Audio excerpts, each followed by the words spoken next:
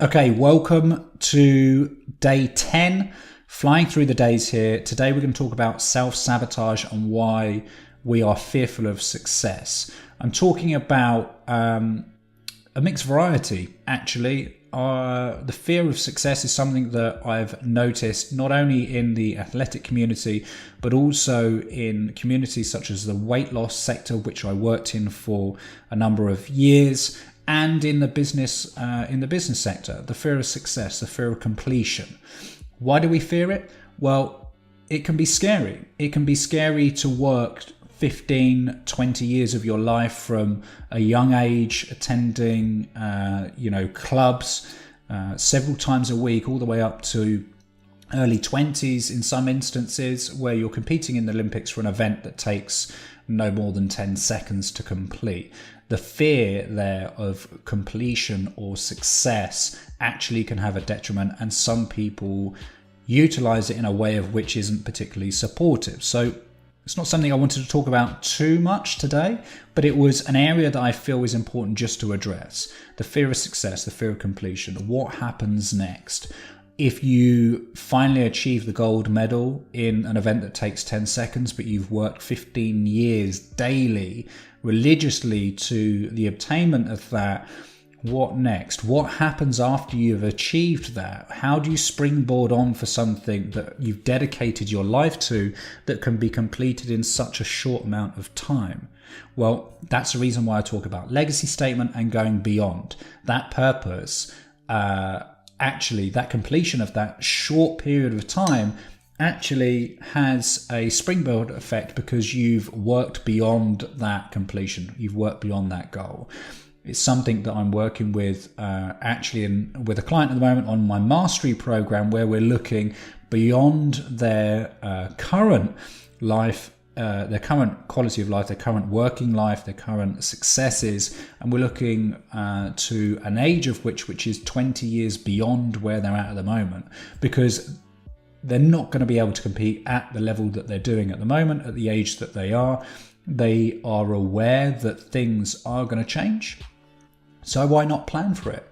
Why not look beyond that and be excited and create a future version of self which excites you, which drives you not only to achieve that success post 15-second gold medal position, but also what happens after that? What does that mean that you can do more of as a result? It's not the completion. It's not the end of. What will it drive you to do? What areas of life is it going to open up the opportunities to? What happens if you get bronze? Are you still going to have the same opportunities? By all means. It's just another stepping stone. It's another aspect that you have to take control over in order to realize that legacy statement, that end result, that dream, that aspiration, and that goal. So what I'm going to invite you to do, certainly over the next couple of days, the next 48 hours, is to look at perhaps what you've sabotaged yourself in the past. And I've been there. I've been to the place of not knowing what would happen. Therefore, I taper off my training a little bit too early. You consume some food that's not supportive the week before, 2 weeks before the event, because you think that it won't matter, but deep down you know it will.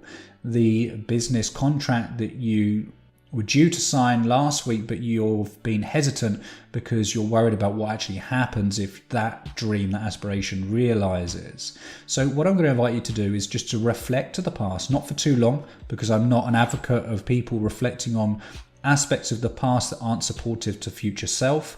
I want people to make decisions in the present moment based on the future, the choices in the present moment based on the future, not based on the past. Otherwise, or unless you want to live in that place.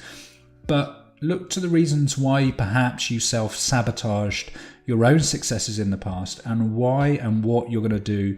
Commit in commitment terms right now to ensure that that doesn't realize in the future. That's not a place that you're going to go to.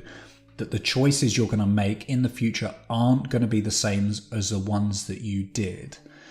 Then go to the future version of self and rewind back. Now, I haven't mentioned legacy. It is, I promise, a topic that I'm going to talk about relatively soon. But go to the future version of self, perhaps if you have children already, perhaps in their in their children's lifetime and look back and how success might actually look to you. So not the first success, but the multiple of successes.